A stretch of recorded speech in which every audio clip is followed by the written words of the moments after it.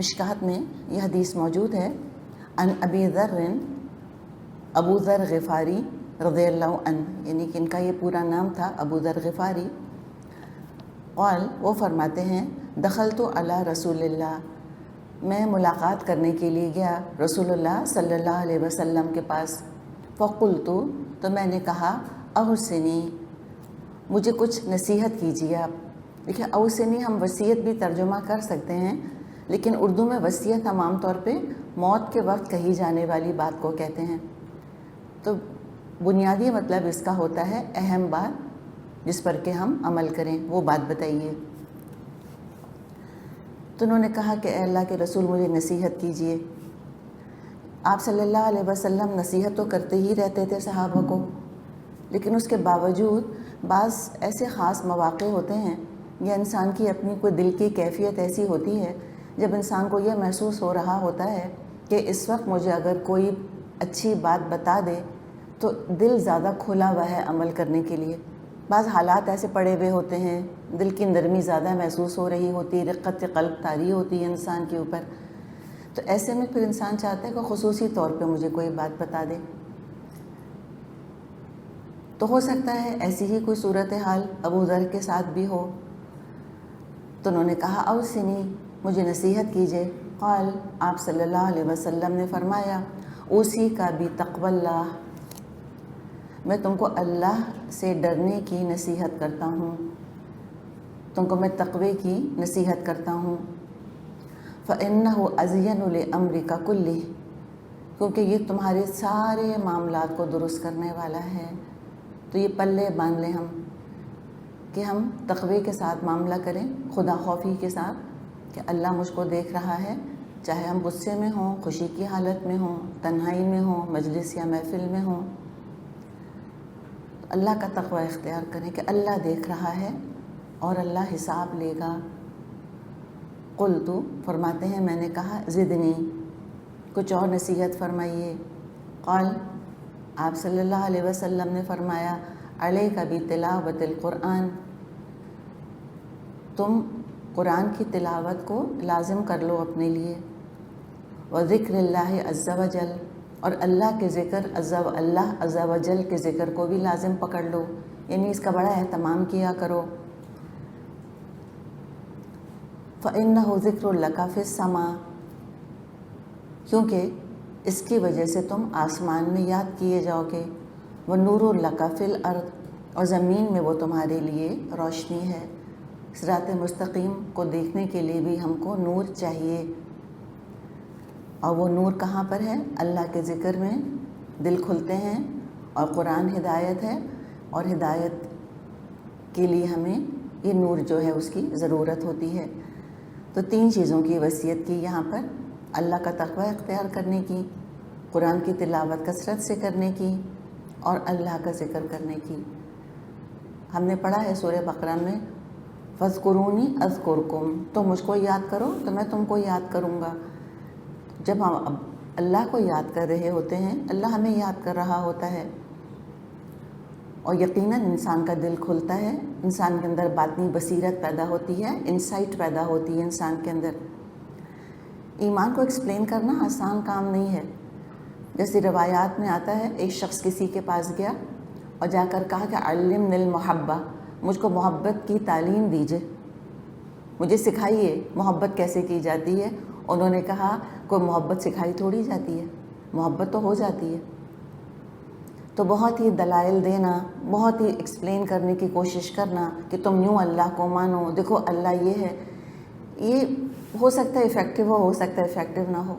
عجیب معاملہ ہے ایمان کا، کسی کے پاس کوئی ایسا سچ تبلیغ کرنے والا نہیں آیا ہوتا، لیکن دل کھلا ہوا ہوتا ہے کہ بھئی اللہ کا وجود ہے، مجھے کوئی شک نہیں اللہ کے بارے میں۔ اور بعض لوگوں کے سامنے تو انبیاء آئے، ایک دو بیک وقت تین انبیاء موجود رہے، نہ کھلنا تھا، نہ کھلا ان کا دل۔ اسی طرح ہمیں ایک اور روایت ملتی ہے، کوئی بڑے عالم گزر رہے تھے، ان کی طرف اشارہ کر کے کسی نے کہا اپنے ساتھی سے کہ یہ وہ عالم ہیں کہ جن کے علم میں اللہ کے بارے میں 70 ثبوت ہیں، یعنی کہ اللہ کے وجود کے یہ 70 ثبوت دے سکتے ہیں۔ تو جو ان کا ساتھی تھا، اور بعض روایات میں آتا ہے کہ ایک خاتون نے شاید یہ بات کہی، تو انہوں نے کہا کہ اچھا 70 ثبوت ہیں ان کے پاس اللہ کے وجود کے؟ تو جب انہوں نے جواب میں یہ کہا کہ اگر ان کے دل میں 70 شبہات نہ ہوتے تو 70 ثبوتوں کی ضرورت نہیں تھی۔ تو ثبوت کی ضرورت اس کو ہوتی ہے جس کے دل میں شک ہوتا ہے، اب جس کے دل میں شک ہے ہی نہیں اس کو کیا ثبوت کی ضرورت ہو؟ تو یہ بھی جو بات کی جا رہی ہے کہ کوئی کہے کہ تلاوت قرآن پڑھ کر، یعنی قرآن کی تلاوت کر کے، اللہ کا ذکر کر کے کتنوں کے دل نہیں کھلتے، اللہ تعالیٰ ان پہ رحم کرے۔ اور یہ دل کا کھلنا، اس کا کوئی ہارڈ اینڈ فاسٹ فارمولا نہیں ہے، کوئی رول نہیں ہے کہ 2+2 جیسے =4 ہے تو قرآن کی تلاوت، اللہ کا ذکر ایمان۔ کاش کہ یہ فارمولا اتنا سمپل ہوتا تو تمام انبیاء اپنی قوموں پر اپلائی کر دیتے اس کو، لیکن بس یہ دل کا معاملہ ہے، سچی بات ہے۔ اور بس اللہ تعالیٰ سے پھر نور مانگنا چاہیے کہ اللہم اجعل فی قلبی نورا، اللہ تعالیٰ میرے دل میں نور پیدا فرما دے۔ اور حقیقت ایمان ایسا جذبہ ہے جو بہت زیادہ بحث مباحثے کا بوجھ نہیں اٹھا سکتا۔ اپنی وفاداری کو ثابت کرتے کرتے بعض دفعہ انسان خود کنفیوز ہو جاتا ہے کہ میں کیا کہہ رہا ہوں۔ اگر ہم سے کوئی آ کر ثبوت مانگے کہ تم ثابت کرو کہ یہ عورت تمہاری ماں ہے، ہم خود گڑبڑا جائیں گے تھوڑی سی دیر کے لیے۔ یا کسی ماں سے آ کر کوئی پوچھے کہ تم اپنی اس بچے سے جو محبت کے دعوے کرتی ہو، تم اس کو پروف کرو کہ تم اس سے کیوں محبت کرتی ہو، ماں خود گڑبڑا جائے گی کہ وہ کیوں کرتی ہے۔ اولاد خدمت گزار نہیں ہوتی، فرما بردار نہیں ہوتی، ماں کے دل میں اس کے باوجود محبت ہوتی ہے۔ تو کوئی آ کے پوچھ سکتا ہے کہ تم کیوں محبت کرتی ہو، کیا دیا اس بچے نے تم کو؟ تم ہی گیونگ اینڈ پر رہی ہو نا زندگی بھر، وہ تو ریسیونگ اینڈ پر رہا ہے زندگی بھر، یا ریسیونگ اینڈ پہ رہی ہے زندگی بھر۔ کیا خیال کیا تمہارا، تمہیں کیوں محبت ہے؟ جواب نہیں ہوگا ماں کے پاس۔ تو یہ معاملہ محبت کا معاملہ ہے، اور یہی معاملہ تقوی کا معاملہ ہے۔ کس طرح ایکسپلین کریں تقوی کو؟ بہت مشکل ہے کہ اس کو پوری طرح سے سمجھایا جائے۔ بس مانگ لینا چاہیے اللہ تعالیٰ سے کہ اللہم آتی نفسی تقواہا، اے میرے رب میرے نفس کو اس کا تقوی عطا فرما دے۔ تو بہرحال یہ تقوی جس کو مل گیا اس کو تو سمجھیں کہ ساری دنیا کی بھلائیاں اور فلاح مل گئی، ہر کام اس کا انشاءاللہ تعالیٰ ثمرتا ہی چلا جائے گا۔ سورہ کہف آیت نمبر 10 میں یہ دعا آتی ہے، ربنا، اے ہمارے رب، آتینا، تو دے ہم کو، من لدن کا، خاص اپنے پاس سے، رحمت، اللہ خاص اپنے پاس سے ہم کو رحمت عطا فرما۔